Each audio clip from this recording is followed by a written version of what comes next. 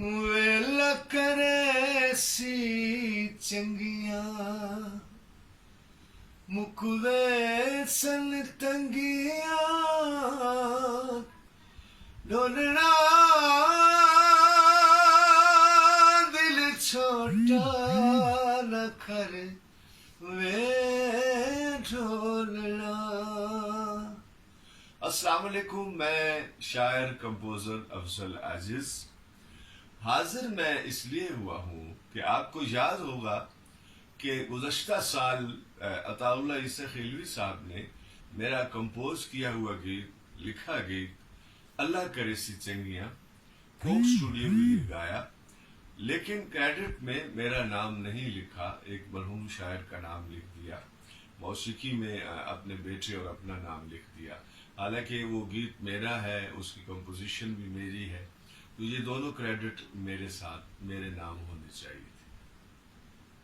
मैंने उस पर एहतजाज किया, चलो उसका इतना अजाला हुआ कि मुआवजा तो उन्होंने कुछ भी न दिया, बस मेरा नाम लिख दिया कि जी शायर अफजल आजिज़ है।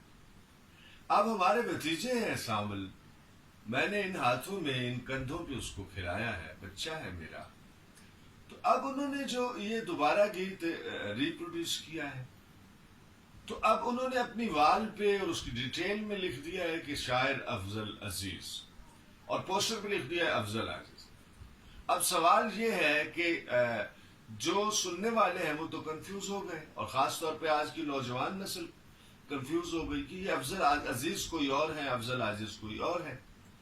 फिर ज्यादती ये हुई कि उसको जब आप रिप्रोड्यूस कर रहे हैं, यानी कि एक और इदारे को बेच रहे हैं, एक और इदारे के साथ काम कर रहे हैं, तो आप खुद अगर मुआवजा ले रहे हैं तो फिर शायर और कंपोजर को मुआवजा क्यों नहीं देते? सो मैं मुतलका इदारों को भी ये कहना चाहता हूँ जो इसको प्रोड्यूस कर रहे हैं कि ये मेरा हक है, ये कंपोजिशन मेरी है, इसका शायर मैं हूँ और इसके तमाम हकूक मेरे पास हैं, क्योंकि तख्लीक कार के हकूक सारी जिंदगी नहीं मरते। सो इस ज्यादती का अजाला किया जाए। सबसे पहले वहाँ मेरा नाम सही लिखा जाए, अफजल आजिज शायर कंपोजर। सावल साहब ने लिखना है तो गायक में अपना नाम लिखें, म्यूजिक अरेंज में अपना नाम लिखें, और जिस तरह उन्होंने गीत का मुआवजा लिया है, मेरा मुआवजा भी मुझे दिया जाए। आप लोगों के तवस्सुत से मैं अपना पैगाम उन तक पहुँचाता हूँ।